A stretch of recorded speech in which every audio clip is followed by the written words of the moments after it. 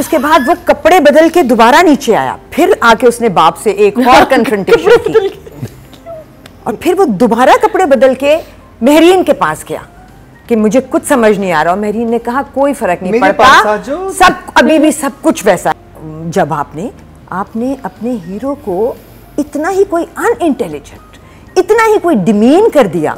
ये जुबैदा सिकंदर का बेटा, he hates the corrupt, but he's so unintelligent, he'll never figure out who the corrupt are. He's so silly, he will never be able to figure out who the corrupt are. दूसरी बात ये कि बच्चे को कोई बात क्यों समझ नहीं आ रही, क्योंकि बाप को भी इतने सालों में नहीं समझ आया कि ये नर्स जो थी ये टीका लगाने आई थी। सो रिव्यू कर रहे हैं पहली जो थी एपिसोड 39 आई थिंक, या 38। सो उसमें शुरू होते हैं हम एक जो क्या है वो भले के लेक्चर से, यूजलेस लेक्चर, चलो सुन लिया। उसके बाद एक फुल वाइट सूट में ड्रेस्ड अप आता है हीरो, और वो अपने बाप से आके थोड़ा सा उनकी आपस में थोड़ी सी तू मैं होती है। और फिर वो आया क्यों था, शायद बहस करने, वापस गया और वापस जाके कमरे में एक बेड पे लेट गया, एक बहुत ही प्रिंटेड तकिए पे। इतना सा सूट पहन के और ये इतने प्रिंटेड तकिए पे। सो मेरी जो सेंसिबिलिटीज थी वो सेम सूट नहीं, वो बेडशीट किसी के पास नहीं होगा। बेडशीट। फिर उसके बाद वो कपड़े बदल के दोबारा नीचे आया, फिर आके उसने बाप से एक और कन्फ्रंटेशन की, और फिर वो दोबारा कपड़े बदल के मेहरीन के पास गया कि मुझे कुछ समझ नहीं आ रहा। और मेहरीन ने कहा कोई फर्क नहीं पड़ता, सब अभी भी सब कुछ वैसा है। I mean you have not lost anything, You've not lost me. Virginity doesn't matter. So वो चला गया वहाँ से। उसने फिर वो अदनान के पास गया, और फिर उसने अदनान से वही सवाल पूछा जो अदनान से वो काफ़ी अरसे से पूछता जा रहा है कि मेरी माँ को किसने मारा था। और अब तो दो सवाल हो गए हैं कि इसको जो सुलेमान साहब हैं उनको किसने मारा था, और ये कैसे हम साबित करेंगे अगर आपको पता है कि किसने मारा है, कि नरगिस ने मारा है। और नरगिस को तो उन्होंने भगा दिया ना, एक टिकट दिया और कहा कि तुम्हें तो यहाँ से निकाल देंगे। नरगिस ने को भगा, मतलब इतना तो सब कुछ आसान है। ये पी नरगिस को निकाल दिया और ने कहा कि जिन दो ने गोली मांगी थी, मैयत पे नहीं आए, बहन मैयत पे नहीं आई, सुलेमान की मैयत पे तो कोई आया ही नहीं ना। आप ये देखो कि इस सारे केस सिनेरियो में सफ़ेद सूट पहन कर नीचे उतरने से लेकर तकिए पे जाके लेटने से, दोबारा कपड़े बदल के, बहुत अच्छा स्पॉन्सर था हमारे पास जो बहुत सारे कपड़े दे चुका था और हमें वो दिखाने थे, तो दोबारा कपड़े, फिर मेहरीन के साथ एक और कपड़े, और फिर ये सवाल किया जब आपने अपने हीरो को इतना ही कोई अनइंटेलिजेंट, इतना ही कोई डिमीन कर दिया कि ये और फिर उसके बाद वो दोस्त के पास गया और उसने दोस्त से पूछा कि किसने मारा होगा, तो उसने कहा कि मुझे पता चल गया है कि किसने मारा है। नहीं, वो पूछा भी नहीं था, वो ब्लैक बोर्ड के सामने वो बैठा, कुछ दोस्त ने बताया था, दोस्त आया था और दोस्त ने कहा था कि मुझे पता चल गया किसने मारा। और he says Baba, I mean इतना ही अनइंटेलिजेंट है वो बच्चा। और उससे पहले उसने बाप को पूछा कि आपने तो नहीं मारा मेरी माँ को, तो उसने कहा कि तुम तो जुबैदा सिकंदर के बेटे हो, गो फिगर आउट। ये क्या जवाब था?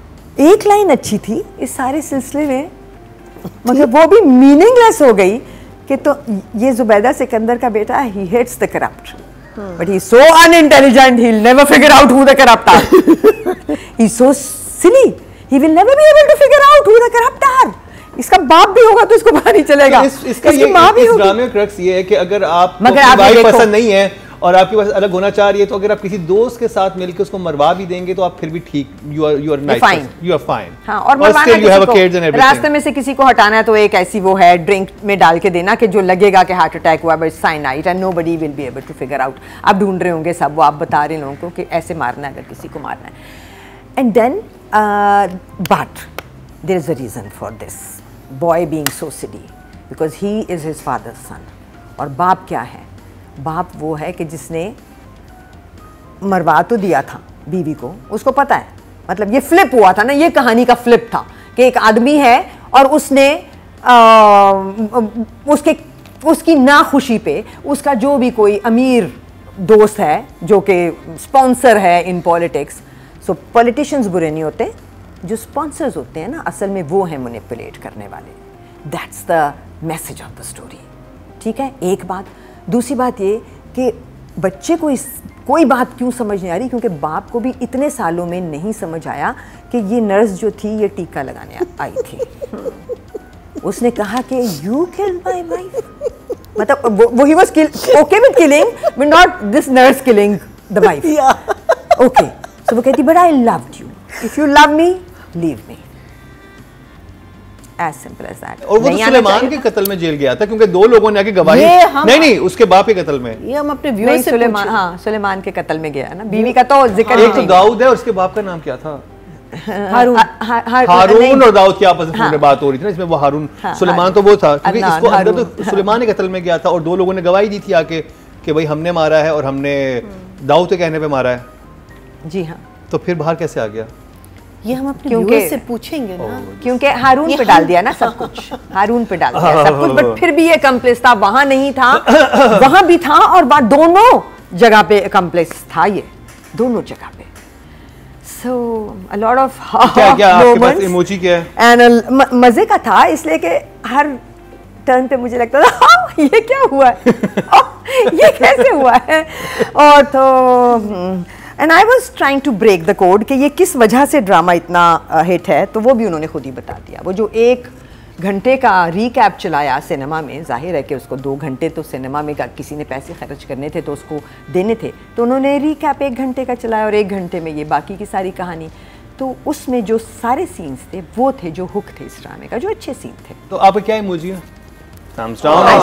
All the 4 people who got the most acclaim out of this play, the writer, the director, both the lead actors, are equally responsible for, they could have made it a little more sense out of the whole chaos situation। और ये वही बात है कि अगर आपको इज्जत मिल गई है तो रिस्पॉन्सिबिलिटी बढ़ गई थी, आपने उसको सिर्फ इज्जत के तौर पे तो लिया, रिस्पॉन्सिबिलिटी के तौर पे नहीं लिया। वो सीन जहाँ वो माँ कहती है लड़के को कि कोई बात नहीं, शिब्रा की माँ, कोई बात नहीं, तुमने तो अपनी पूरी कोशिश की ना, और हीरो कहता है कि नहीं नहीं मैंने नहीं की। मतलब आपने कैसे अपने हीरो को इतना डिमीन किया, इतना डिमीन किया, और इतना ही एक बेवकूफ़ इंसान के उस पे लाके छोड़ दिया। सब यही बात कर रहे हैं, अब इसे तीनों चीज़ों के एक साथ नंबर देते हैं। हाँ, मैं इस 4 चीज़ों के एक साथ ही दूंगी। चीज़ें 4 हैं, हाँ। और एक साथ ही रेट होंगी, नंबर भी सब के नंबर एक ही लिखे हुए हैं। बट ये हार्ट ब्रेकिंग था, because this is should go in history as never to be done again this way. नहीं, सीजन 2 सीजन 3 देखना पड़ेगा, और व्यूज आएंगे तो हमें रिव्यू भी करना पड़ेगा। वो सही है, but it should still not be done this way. 4 for everyone here. Nadia, आप भी नंबर दें, लेकिन सिर्फ मुझे शिल्पा वाली बात बता दें। शिल्पा बोला है उसने, बिलाल ने एक जगह शिब्रा की बजाय उसको बड़े क्लियरली बोला है शिल्पा हाँ जी दुरेफिशा को, और उसने रिएक्ट भी किया है, उसने जवाब दिया है, हालांकि डब होके सही हो सकता था। हाँ। 2 थियरीज हैं। एक तो ये कि फारूक रिंद इन एपिसोड्स में नहीं है, डायरेक्टर जिसने इतना अच्छा काम किया, अकल नहीं मानती कि उसने अपने लास्ट 2 एपिसोड्स इतने खराब किए हों। I think there is last 2 शुरू से हो गया था, लास्ट में लग रहा है डायरेक्टर ने देखा ही नहीं, उसने या तो खराब किया जानबूझ के, या उसने, या वो है ही नहीं, और वो खराब करने वाला डायरेक्टर अपनी चीज खराब नहीं करेगा। मुझे लगता है कि फारूक इसमें है ही नहीं एपिसोड्स में, देयर इज सम एक्सप्लेनेशन, कुछ ना कुछ बुरा हुआ है इस एपिसोड के साथ, इन इस सीरियल के साथ। अच्छा, दूसरा ये कि बिल्कुल ऐसा लग रहा है कि किसी ने आके एडिटर को कहा है कि अभी तक इस ड्रामे के जितने भी वो शॉट्स हैं जो यूज नहीं हुए वो लाके दो, और उनको जोड़ा गया है और उनको डाला गया है, और वो किसी एपिसोड में या किसी एपिसोड में इतना ना सोचो। मुझे ये लग रहा है